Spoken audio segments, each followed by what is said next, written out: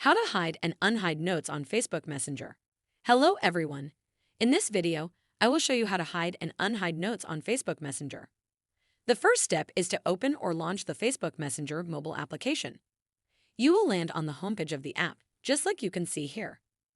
At the top section of the page, there are the notes of your Facebook friends. Next, look for the note you want to hide from the list. I will use some of these notes to show you how it is done. Long press on any note. After that, a menu with options such as View Profile, Share Contact, Hide Contact, and Report Note appears. From the options, tap on the one named Hide Contact. When you do this, what happens is the user will no longer be listed in your suggested contacts and their notes will be hidden. They won't be notified that they've been hidden. They can be unhidden at any time easily. Next, confirm your action by tapping on this button named Hide. The note will be hidden. So I will go ahead and hide the note one more time.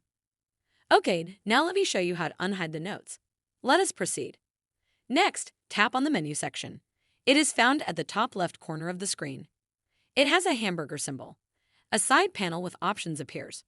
From the options, tap the Settings option. It is this icon with the gear symbol. Finally, you will land on the Profile section of your account where you will see different options.